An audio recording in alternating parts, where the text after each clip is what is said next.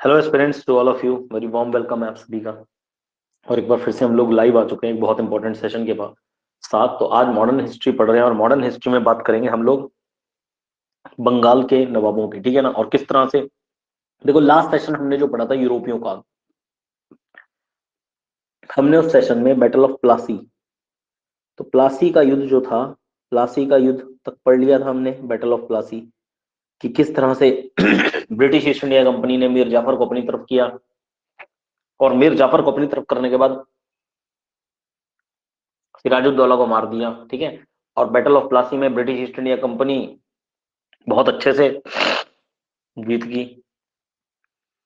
अब देखिए 1757 तक बंगाल का नवाब जो था वो सिराजुद्दौला था, ठीक है ना। अब 1757 के बाद मीर जाफर को बंगाल का नवाब बनाया गया, ठीक है ना। तो प्लासी के युद्ध के बाद याद रखिएगा, मीर जाफर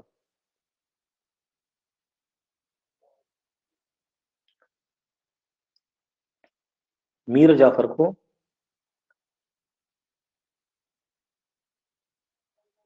बंगाल का नवाब बनाया गया।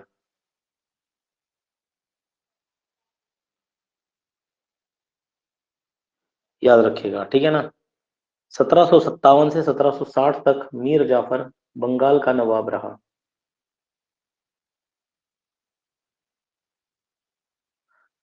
मीर जाफर बंगाल का नवाब रहा और इसके समय पर दो युद्ध लड़े गए। एक था बैटल ऑफ बेदरा, बेदरा का युद्ध, और एक था बैटल ऑफ चिंसूरा, जिसमें ब्रिटिश ईस्ट इंडिया कंपनी ने इसके समय पर कहते हैं डच ईस्ट इंडिया कंपनी को हराया, ठीक है।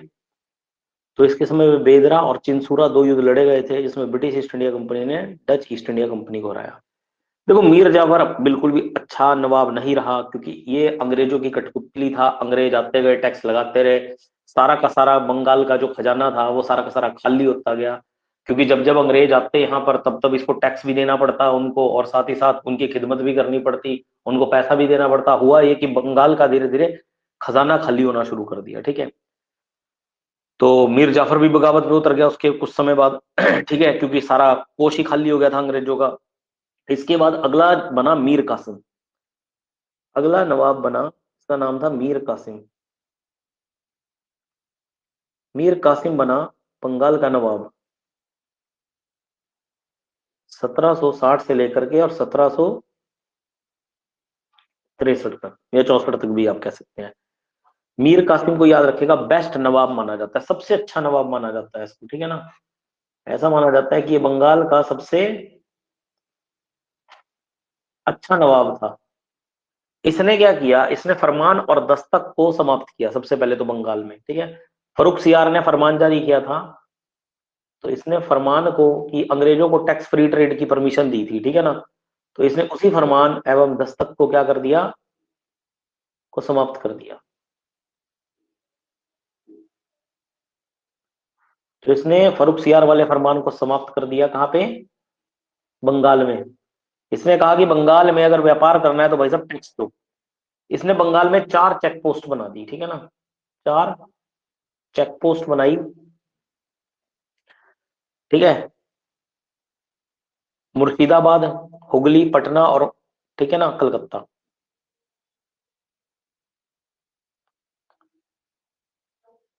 कलकत्ता में, हुगली में, पटना में और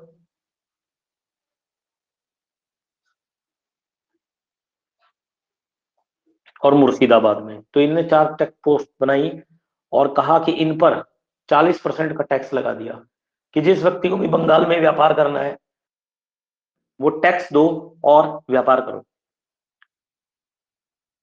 तो उसने कहा टैक्स दो और व्यापार करो।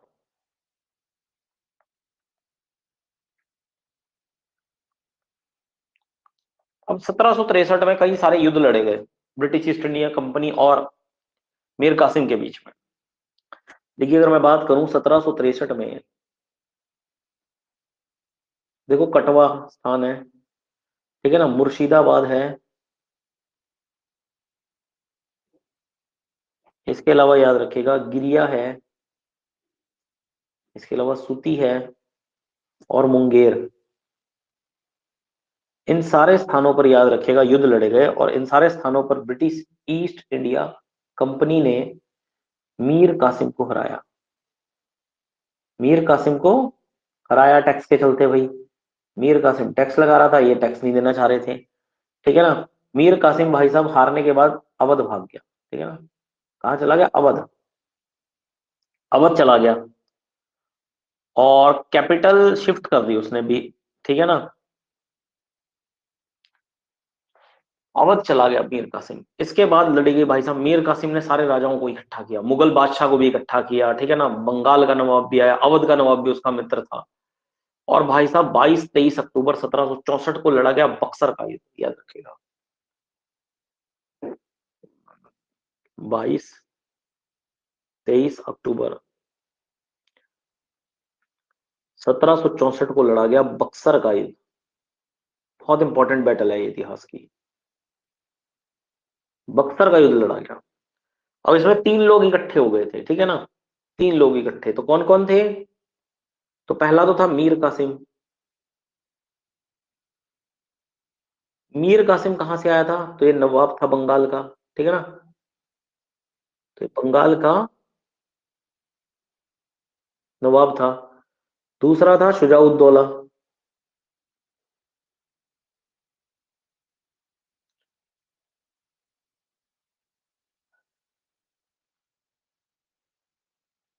शुजाउद्दौला था दूसरा व्यक्ति, ठीक है। ये अवध का नवाब था।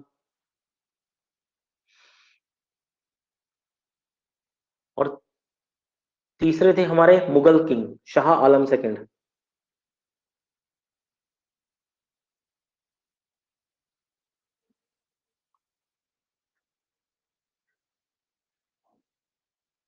तो ये थे हमारे मुगल शासक। अब इन तीनों ने भाई साहब मिलकर के लड़ाई लड़ी थी। इन तीनों ने मिलकर के लड़ाई लड़ी थी। और इस युद्ध में याद रखिएगा, ब्रिटिश ईस्ट इंडिया कंपनी ने इन तीनों को सम्मिलित रूप से हरा दिया था, ठीक है ना। तो इन तीनों की सेनाओं को ब्रिटिश ईस्ट इंडिया कंपनी ने हराया, ठीक है ना। और इस ब्रिटिश ईस्ट इंडिया कंपनी की तरफ से इस युद्ध का नेतृत्व कर रहा था मेजर हेक्टर मुंडू, याद रखिएगा। मेजर हेक्टर मुंडो जो था, वो इस युद्ध में ब्रिटिश ईस्ट इंडिया कंपनी का नेतृत्व कर रहा था।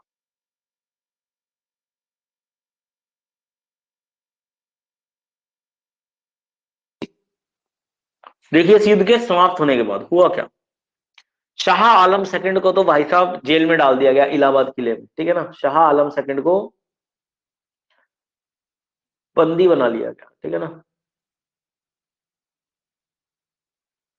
बंदी बना लिया गया इसको और रखा गया इलाहाबाद किले में। इलाहाबाद के किले में याद रखिएगा इसको रखा गया।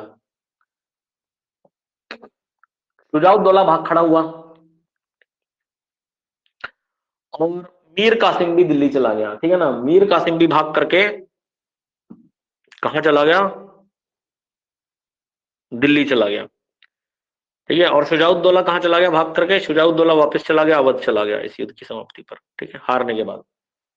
तो ये सारे लोग चले गए यहां पर।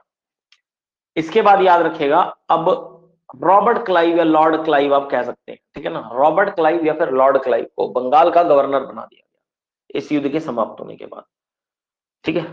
तो लॉर्ड क्लाइव या रॉबर्ट क्लाइव, तो ये युद्ध समाप्त हो गया, ब्रिटिश ईस्ट इंडिया कंपनी ने जीत लिया और बंगाल पर अब हो गया ब्रिटिश ईस्ट इंडिया कंपनी का कब्जा। अब बंगाल पर अधिकार करने के बाद बंगाल में गवर्नर का पद बनाया गया, ठीक है ना। कि बंगाल का प्रशासन कौन देखेगा? गवर्नर देखेगा पूरी तरह से। तो बंगाल का पहला गवर्नर बनाया गया किसको? लॉर्ड क्लाइव या रॉबर्ट क्लाइव।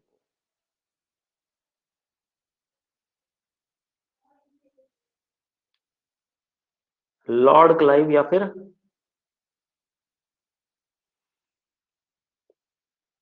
रॉबर्ट क्लाइव या कर्नल क्लाइव भी कहा जाता है, ठीक है ना। 1765 से 1767 तक, ठीक है। रॉबर्ट क्लाइव के बारे में एक चीज जरूर याद रखेगा कि ये क्या थे? फर्स्ट गवर्नर ऑफ बंगाल, ठीक है ना। First governor of Bengal.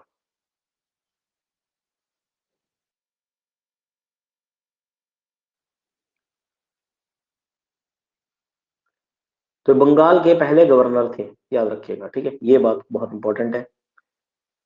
और याद रखिएगा ये भारत में आए थे 1744 में, ठीक है ना, भारत में 1744 में आए थे और एज अ राइटर आए थे ये ब्रिटिश ईस्ट इंडिया कंपनी में, एक लेखक के रूप में भारत आए थे 1744 में। लेकिन अपनी शानदार स्किल्स के कारण इन्हें बंगाल का गवर्नर बना दिया, ठीक है ना, इतने स्किल थे ये। प्लासी के युद्ध का नेतृत्व इन्होंने किया,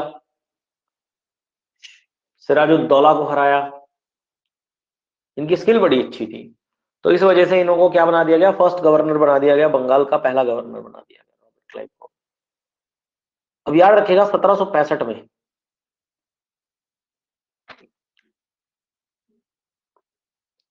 1765 में ट्रीटी ऑफ इलाहाबाद साइन होता है, ट्रीटी ऑफ इलाहाबाद, इलाहाबाद की संधि।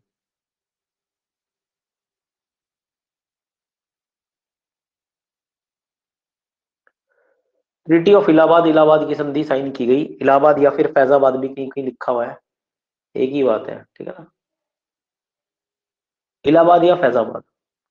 किसके बीच में संधि हुई थी अगर आपसे पूछा जाए, तो ये संधि हुई थी ब्रिटिश ईस्ट इंडिया कंपनी और शुजाउद्दौला के बीच में, ठीक है। एक और संधि हुई थी जो कि मुगल किंग शाह आलम सेकंड के बीच में हुई थी 1765 में, इलाहाबाद की संधि, ठीक है ना, इलाहाबाद में बैठ के की गई थी ये संधि, तो इसलिए इसको नाम दिया गया था इलाहाबाद या फैजाबाद की संधि। तो दो संधियां हुई हैं, दोनों के बारे में बात करते हैं।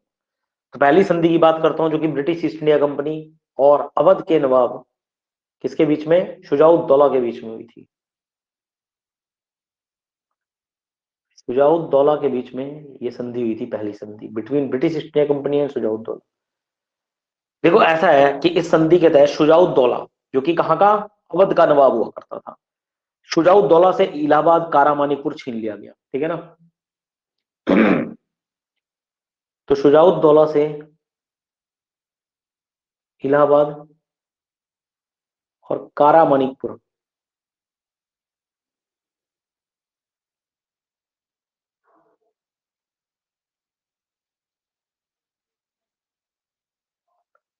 छीन लिया गया और मुगल शासक शाह आलम द्वितीय को दे दिया गया, मुगल शासक शाह आलम द्वितीय को दिया। साथ ही साथ शुजाउद्दौला के ऊपर 50 लाख रुपए का जुर्माना लगाया गया।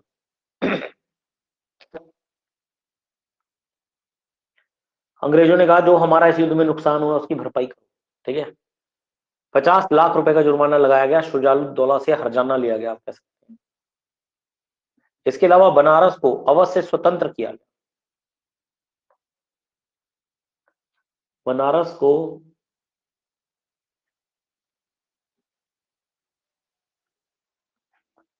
अवध से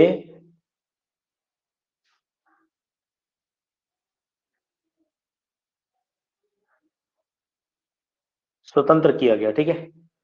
एक और ट्रीटी साइन हुई थी 1765 में, ट्रीटी ऑफ इलाहाबाद,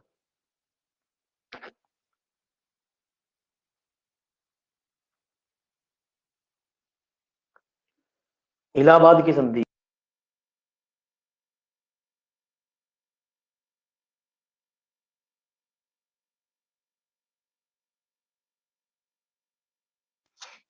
तो इलाहाबाद की संधि साइन की गई थी between British east India company और मुगल किंग शाह आलम सेकंड के बीच में, मुगल किंग शाह आलम सेकंड के बीच में। इस संधि के तहत क्या हुआ था कि बंगाल, बिहार, उड़ीसा की दीवानी को ले लिया गया, ब्रिटिश ईस्ट इंडिया कंपनी ने ले लिया, ठीक है ना। ब्रिटिश ईस्ट इंडिया कंपनी ने कहा कि बंगाल, बिहार, बंगाल, बिहार और उड़ीसा की दीवानी ले लिया, ठीक है ना, दीवानी ले लिया। अब आप कहेंगे सर दीवानी क्या होता है, दीवानी का मतलब होता है राजस्व शक्ति, लैंड टैक्स रेवेन्यू या फिस्कल पावर आप कह सकते हैं, ठीक है, दीवानी ले ली गई। तो दीवानी का मतलब क्या होता है, राजस्व शक्ति, राजस्व शक्ति मतलब पैसों की पावर जो है, टैक्स लगाने की पावर, कर की पावर, ठीक है ना। मतलब कर अब अंग्रेज लगा सकते थे, ठीक है ना। तो दीवानी राइट्स अंग्रेजों के पास आ गए इसके तहत, ठीक है। तो बंगाल, बिहार और उड़ीसा के क्या आ गए, दीवानी राइट्स के पास आ गए, अंग्रेजों के पास आ गए। साथ ही साथ कहा गया कि ब्रिटिश ईस्ट इंडिया कंपनी जो है वो क्या करेगी। अब देखो ये था कि शाह आलम टू, अगर बंगाल, बिहार और उड़ीसा का सारा पैसा अंग्रेजों के पास जाएगा तो ये शाह आलम टू अपना खर्चा कैसे चलाएगा अपने साम्राज्य का, मुगल साम्राज्य का। तो शाह आलम टू को कहा गया कि British east India company 26 lakh रुपए पेंशन देगी सालाना, ठीक है ना। तो शाह आलम टू को 26 लाख रुपए सालाना पेंशन दी गई।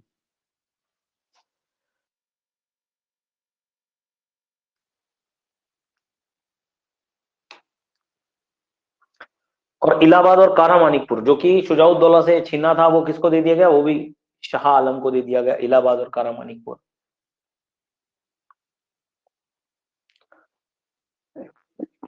इसके अलावा ब्रिटिश ईस्ट इंडिया कंपनी ने 52 लाख रुपए बंगाल के नवाब को भी दिए, ठीक है, निजामत के लिए, निजामत के लिए दी। निजामत यानी कि क्रिमिनल जुडिशरी के मामलों को देखने के लिए, ठीक है। तो बस यही है आपके। तो यहां से आप कह सकते हैं कि बंगाल में एक नई शुरुआत हुई। भाई ब्रिटिश ईस्ट इंडिया कंपनी तो दीवानी देखेगी, जबकि जो बंगाल का नवाब है, जबकि जो बंगाल का नवाब होगा उसको कहा गया कि सारे के सारे आपराधिक मामले देखने को, मतलब न्यायिक व्यवस्था देखने को, न्यायिक व्यवस्था के लिए कहा गया, न्यायिक व्यवस्था के लिए, निजामत मामले, या आप कह सकते हैं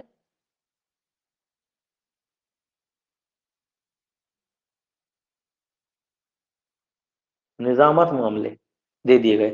तो आप कह सकते हैं यहां पर शुरुआत हुई बिहार में 1765 में किस चीज की, ड्यूअल गवर्नमेंट की, dual government system, dual government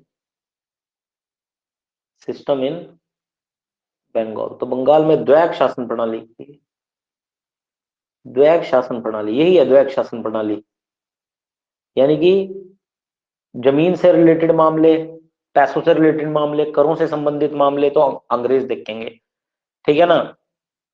और जो न्यायिक सिस्टम है वो कौन देखेगा, पुलिस, क्रिमिनल वगैरह, ये सब नवाब के अंडर में थे, ठीक है ना।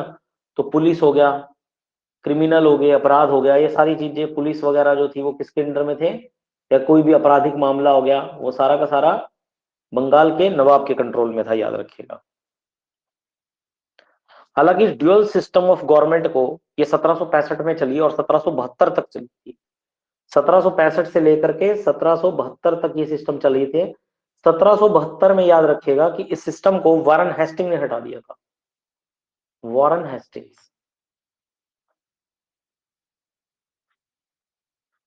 ने द्वैक शासन प्रणाली को हटाया, ठीक है, याद रखिएगा। और इसकी जगह पर एक नया सिस्टम आया था, bidding system of land tax revenue, भू राजस्व कर की नीलामी प्रथा।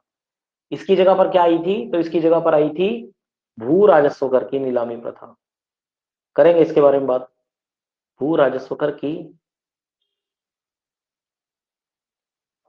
नीलामी प्रथा आई थी इसकी जगह पर, ठीक है। तो बस ये हमारे खत्म होते हैं रॉबर्ट क्लाइव साहब, और आज के लिए इतना ही पढ़ेंगे इस सेशन में। आगे मिलते हैं आपसे नेक्स्ट सेशन में, ठीक है, नेक्स्ट सेशन में मिलते हैं। चलिए फिर bye bye, take care and जय हिंद आप सभी को।